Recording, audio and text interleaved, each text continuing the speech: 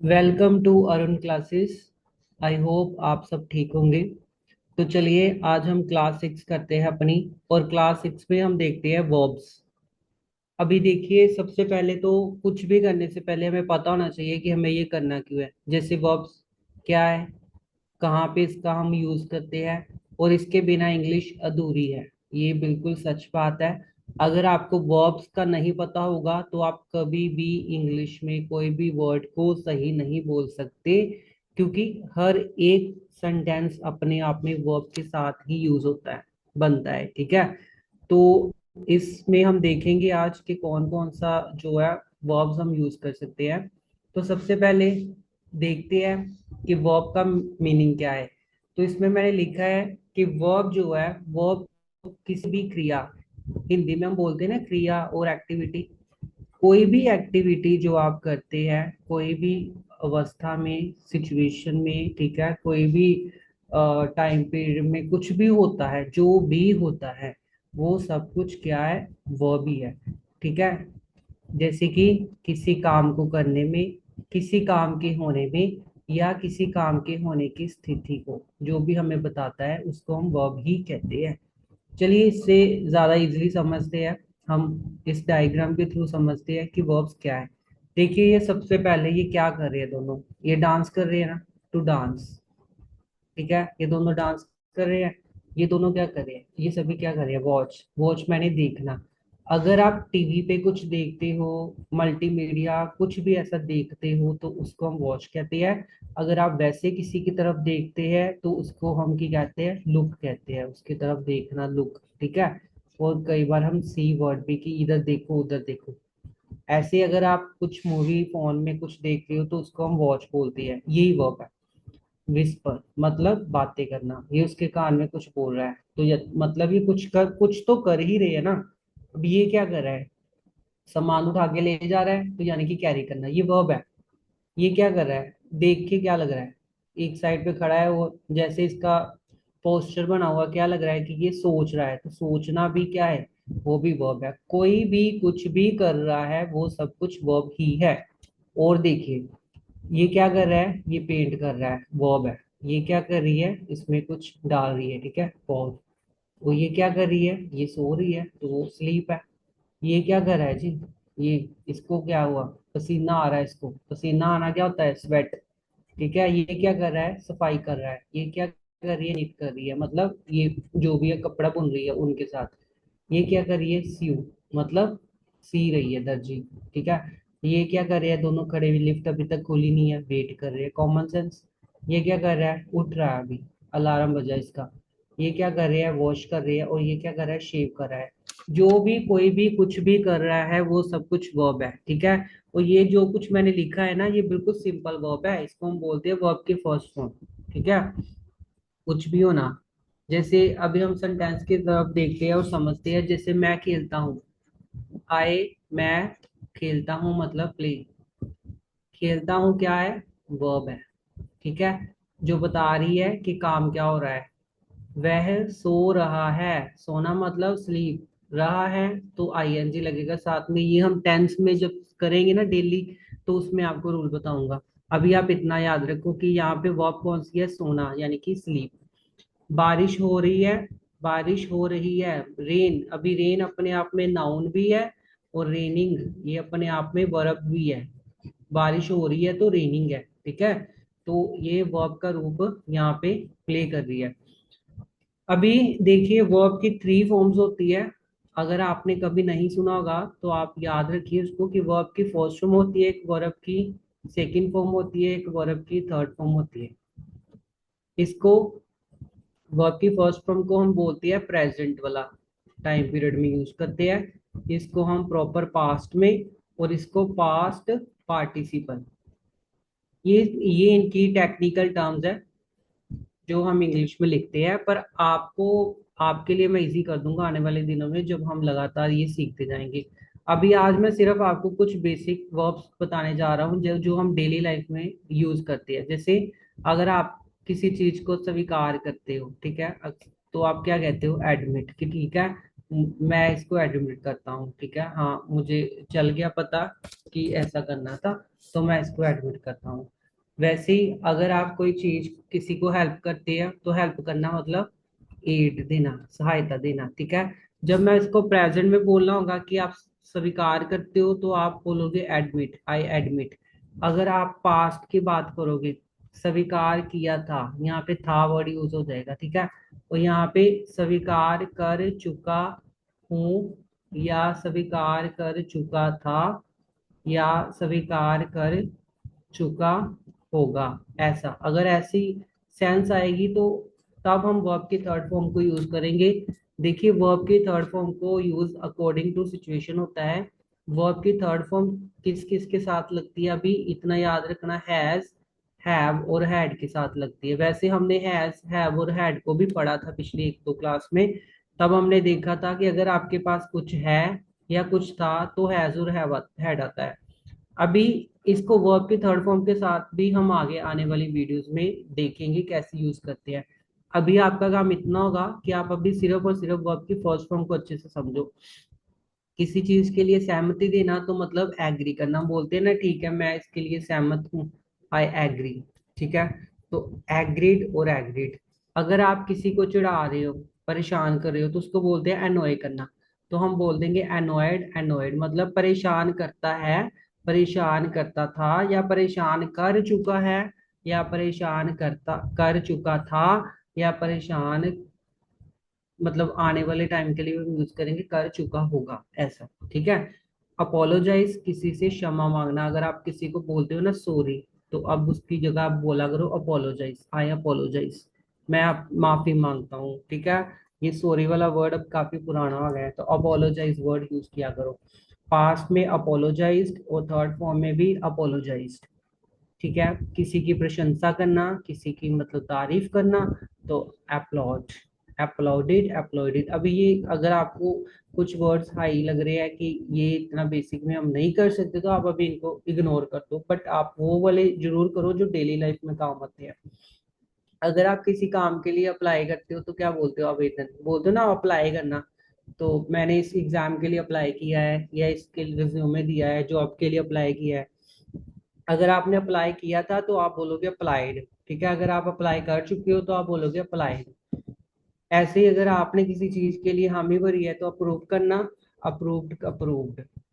ऐसे ही किसी चीज की तरफ आपका आकर्षित होना, जैसे बोलते हैं ना कि मैं उसकी तरफ खींचा जा रहा हूँ, तो आप बोलोगे अट्रैक्ट, ठीक है। Attracted, attracted. ऐसे ही जब पहुंचना होगा तो अराइव, अराइव्ड, अराइव्ड, ठीक है। ये आप वीडियो पॉज करके, अगर आप जब नोट्स बनाओगे तो वीडियो पॉज कर लेना और साथ साथ में लिखते जाना, जितने भी आप लिख सकते हो। काफी ज्यादा है वैसे ये वर्ब्स, बट आप जितने जितने आपको लगता है कि इंपॉर्टेंट है आपके लिए, आप वो लिख सकते हो। बाकी जब हम टेंस करेंगे तो उसमें हम इनमें से काफी ज्यादा वर्ब्स को यूज करेंगे। नेक्स्ट देखते हैं। अटेंड करना किसी चीज का, उपस्थित होना, सॉरी। जब आप कहीं पे उपस्थित होते हो तो आप बोलते हो अटेंड करना। जैसे बोलते हो ना मैरिज अटेंड की थी, तो आई अटेंड द मैरिज। मैंने मैरिज अटेंड की थी, सॉरी, अटेंडेड आएगा वहां पे। अगर मैं मैरिज अटेंड करता हूँ तो आई अटेंड मैरिज। अगर अटेंड कर चुका हूँ तो आई हैव अटेंडेड मैरिज, ठीक है। ऐसे इनको यूज करते हैं, आई हैव अटेंडेड मैरिज। अगर थर्ड फॉर्म वाला यूज करना है तब ऐसे लिखना है, ये वर्ब की थर्ड फॉर्म है। अगर सिंपल बोलोगे तो आई अटेंड मैरिज, मैं मैरिज अटेंड करता हूँ। अगर पास्ट में बोलोगे तो आई अटेंडेड मैरिज।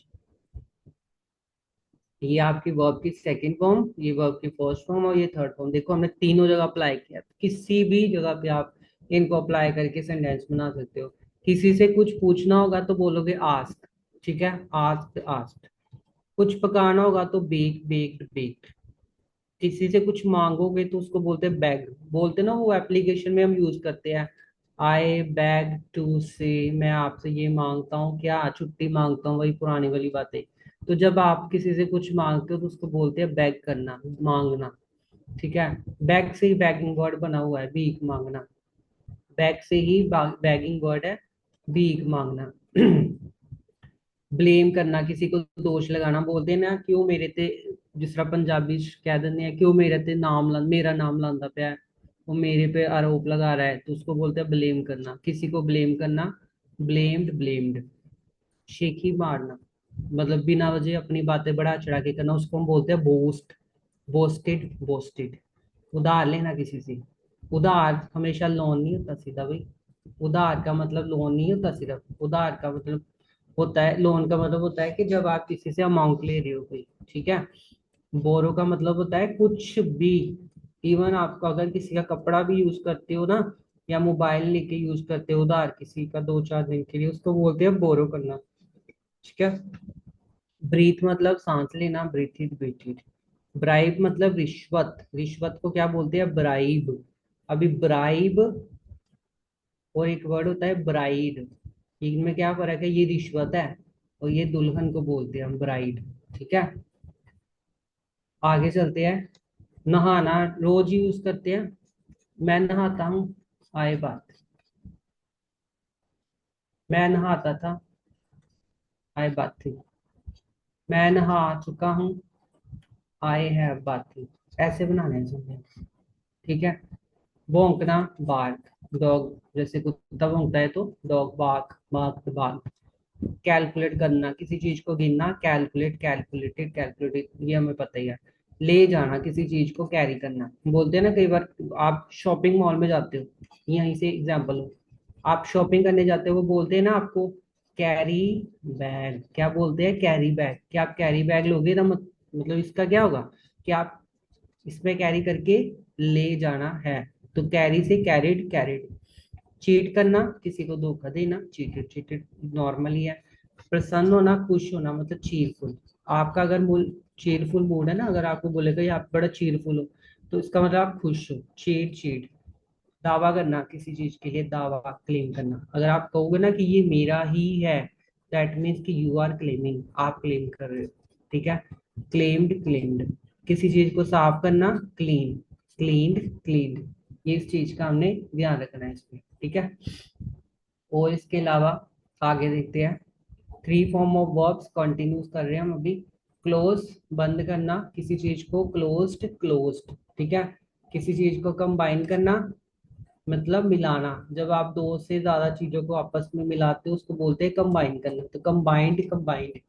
कंसर्न होता है संबंध रखना, मतलब एक तरह से थोड़ी सी चिंता करना। ठीक है। चिंता करना, तो उसको हम बोलते हैं कंसर्न। बोलते हैं ना कई बार, आपको क्या मतलब, आपको क्यों इतनी टेंशन है, तो इसका मतलब है कि आपको क्या कंसर्न है, आपको क्या प्रॉब्लम है, एक तरह की, इसके कई मतलब है। सिचुएशन के अकॉर्डिंग बोलते हैं हम इस वर्ड को। फिर उसके बाद अगर आप किसी चीज को मानते हो, स्वीकार करते हो, वैसे तो हमने स्वीकार का मतलब एक्सेप्ट भी देखा हुआ है, पर कन्फेस क्या है भाई, कन्फेस, कन्फेस का मतलब होता है मानना। जैसे मान लो किसी ने कोई अपराध किया है, ठीक है, वो मान नहीं रहा, पर थोड़े टाइम के बाद जब उसको दिखाया गया कि भाई देख ये तेने तूने किया है ऐसा अपराध, तो तब वो बोलता है कि हाँ मैंने किया है, तो उसको हम बोलेंगे कन्फेस करना। ठीक है। ये वर्ड ज्यादातर हम बोलते हैं कि पुलिस लाइन में यूज होता है या कोर्ट की लैंग्वेज में यूज होता है। ठीक है। किसी को भ्रमित करना, कंफ्यूज करना। ठीक है। किसी को कंफ्यूज करना सिंपल ही है, समझते हैं हम, कंफ्यूज करना क्या होता है, किसी को बिना वजह उलझन में डालना। नियंत्रण करना मतलब कंट्रोल करना, कंट्रोल्ड, कंट्रोल्ड, किसी चीज को अपने कंट्रोल करना। नकल करना होता है सिंपल, कॉपी करना, कॉपी पेस्ट जैसे हम बोलते हैं, तो कॉपीड, कॉपीड। कल्टीवेट मतलब खेत जोतना, जब आप खेत को जोतते हो, ठीक है, कल्टीवेशन करना कहते हैं उसको, जैसे एग्रीकल्चर टाइप ही है सारा। और डेयर मतलब हिम्मत, हाउ डेयर आर यू, आपने ये कई बार डायलॉग सुना होगा, हाउ डेयर आर यू, तुम्हारी हिम्मत कैसे हो गई, तुम्हारी हिम्मत, तुम्हारी इतनी औकात, तुमने ये किया, बोलते हैं ना हम, उसको बोलते हैं हाउ डेयर आर यू। ठीक है। तो डेयर मतलब तुम्हारी हिम्मत, डेयर, डेयर्ड। किसी चीज का सड़ना होता है डिके। ठीक है। ये इन्वायरमेंट का वर्ड है, इन्वायरमेंट में यूज होता है रिलेटेड टू पर्यावरण। अगर इतना नहीं है तो वातावरण जो हमारे आसपास का है उसके लिए डिके।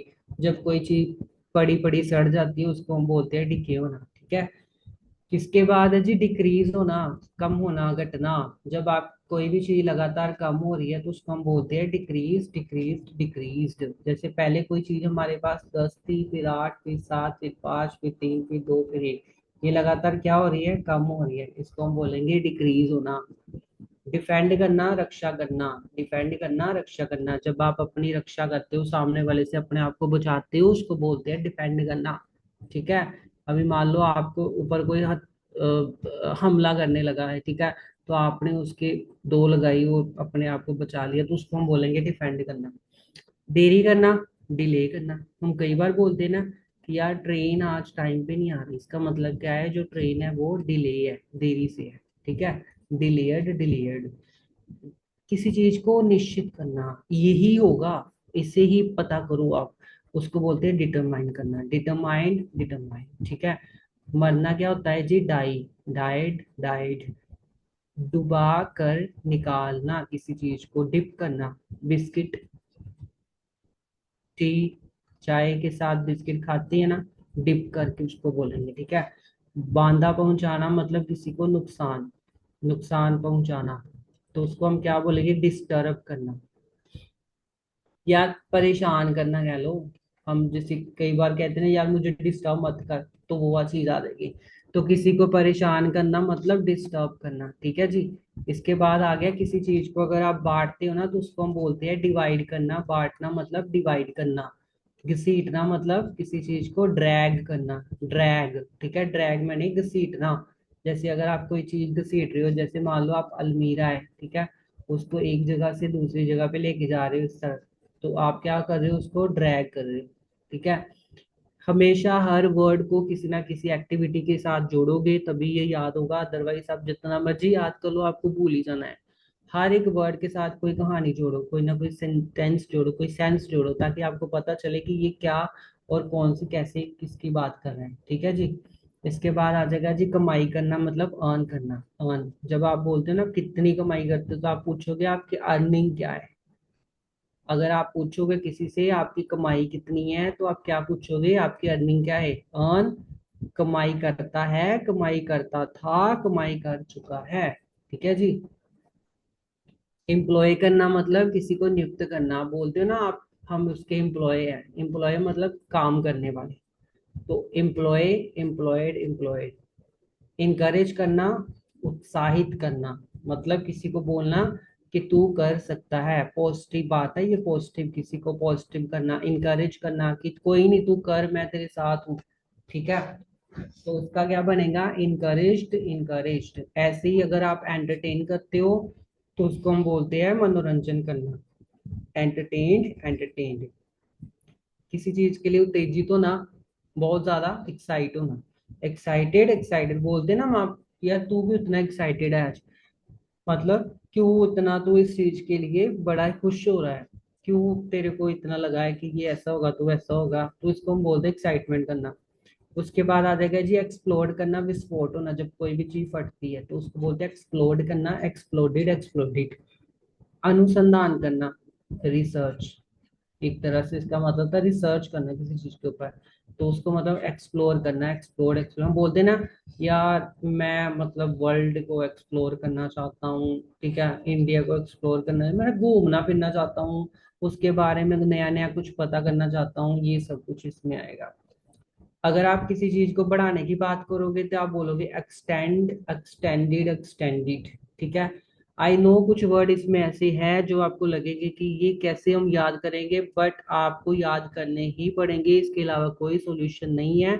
अगर आप वीडियो देखते यहाँ तक पहुंचे हैं तो इसका मतलब आपको समझ आ रहा है, काफी हद तक आप समझ पा रहे हो कि हाँ हम ये वर्ड्स को डेली लाइफ में यूज करते हैं। अगर आप मेहनत नहीं करोगे तो आपको कोई बेनिफिट नहीं मिलेगा, आप ऐसे इंग्लिश नहीं सीख पाओगे। वो अलग बात है कि आप किसी इंग्लिश स्पीकिंग कंट्री में चले जाओ और डेली जो कुछ सुन रहे हो वो आपको पता चल जाए, पर स्टिल तब भी आपको राइटिंग में तो प्रॉब्लम आएगी ना। आपको अगर किसी ने कहा कि कुछ लेटर लिख दो या हमें कुछ लिख दो प्रॉपर इंग्लिश में, तो आप नहीं लिख पाओगे ना, तब तो प्रॉब्लम आएगी। अगर उसमें लिखना होगा, किसी चीज को बढ़ाना है, तो आप कैसे लिखोगे कि उसको एक्सटेंड बोलते हैं। ठीक है ना, एक्सटेंडेड। अगर आपने उसको पास्ट में लिखना होगा आपको एक्सटेंड तो पता है, पर आपको एक्सटेंडेड नहीं पता कि उसके पास पे ईडी लगेगा साथ में। तो तब आप क्या करोगे? तब तो वर्ब की सेकंड फॉर्म ही जरूरत है ना। तो ये आपको करना ही पड़ेगा, आज नहीं तो आप कल करोगे, नहीं तो फिर मुश्किल है ना सीखना ऐसे तो। और नेक्स्ट हैगा एंटर करना। एंटर मतलब एंट्री लेना, किसी चीज में प्रवेश करना। एंटर करता है, एंटर करता था, एंटर कर चुका है, ऐसा कुछ आप बना के चलो, ठीक है। तो आज हम थोड़े से देखते हैं यहाँ तक, ऐप तक कर लेते हैं आज। बाकी हम कल नेक्स्ट वाली क्लास में देखेंगे। अगर आप किसी चीज का सामना करते हो तो आप क्या बोलते हो? जी मैंने उसको फेस किया है। फेस करना, किसी चीज का सामना करना, फेस्ड फेस्ड। अगर आप कोई चीज मुरझा आ गई है तो आप बोलोगे फेड हो गई है, ठीक है। Fade, faded, faded. तैरने को हम बोलते हैं फ्लोट करना। अगर कोई चीज है, ठीक है, जैसे पानी है, ठीक है, और पानी पे कुछ ऐसे तैर रहा है, तो आप बोलोगे कि ये क्या कर रहा है? फ्लोट कर रहा है, ठीक है। Float, floated, floated. फोल्ड, मोड़ना। अगर आप किसी चीज को मोड़ती हो तो फोल्ड, ठीक है। फ्राई मतलब क्या होता है? तलना, ये तो हमें पता ही है। फ्राइड, फ्राइड बोलते हैं ना, फ्राइड राइस। अब उसको हम फ्राई राइस क्यों नहीं बोलते? क्योंकि वो फ्राई हो चुकी है, वो फ्राइड है, इसलिए हम फ्राइड राइस बोलते हैं। फेल मतलब असफल होना। अगर आप किसी चीज में असफल होते हो तो आप बोलते हो फेल, फेल, फेल, ठीक है। आ, आज हम इतने ही देखते हैं। आप कल तक इनमें से कुछ को रिवाइज करके आना, और जितने भी और इम्पोर्टेंट वर्ब्स होंगे वो हम नेक्स्ट क्लास में करेंगे। तब तक के लिए आप रिवीजन करते रहिए। आने वाले टाइम में मैं लगातार ही टेंस वर्ब्स को कवर करने के बाद कुछ प्रेपोजिशंस कवर करूंगा। उसके बाद फिर हम टेंसेस की तरफ चलेंगे, जहाँ पे हम रूल समझेंगे और सेंटेंस कैसे लिखा जाता है। फिर आप देखना, खुद आप देखना कि जो जो मैंने नाउन प्रोनाउन से लेके आज तक आपको करवा रहा हूँ, या 2-3 दिन तक और कराऊंगा ना, आप खुद बोलोगे कि हाँ भाई, ये चीजें सीखी थी तभी आज सेंटेंस बन पा रहा है, ठीक है। मैं आपको ये श्योर करता हूँ कि आप काफी हद तक सीख जाओगे कि सेंटेंस मेकिंग कैसे होती है, प्रेजेंट में, पास्ट में और फ्यूचर में। आप इतना तो सीख ही जाओगे कि जो आपको नॉर्मल लाइफ में कहीं पे अगर लिखने की जरूरत पड़े तो आप लिख सको। पर उसके लिए आपको मेहनत तो करनी ही पड़ेगी और रिवीजन भी करते रहने पड़ेगी, ठीक है। तो आई होप कि आप लगातार मेहनत करते रहेंगे और वीडियोस के साथ बने रहेंगे। अगर आपको वीडियो अच्छी लगती है तो प्लीज आप इनको आगे तक पहुंचाइए। जिस जिसको भी इसकी जरूरत है आप उनको ये फॉरवर्ड कीजिए और उनको बताइए कि वो भी बेसिक से ऐसे इंग्लिश सीख सकते हैं, उनको भी सिखाया जा सकता है, ठीक है। बाकी अच्छा लगे तो आप सब्सक्राइब करिए, आगे शेयर करिए, और जैसे कि अगर आपको कुछ लगता है कि कुछ और इसमें मैं ऐड कर सकता हूँ तो आप मुझे सजेशन भी दे सकते हैं कमेंट बॉक्स में आके, ठीक है जी। तो आज के लिए हम इतना ही करेंगे, बाकी हम नेक्स्ट क्लास में करते हैं, ठीक है ji. Thank you so much.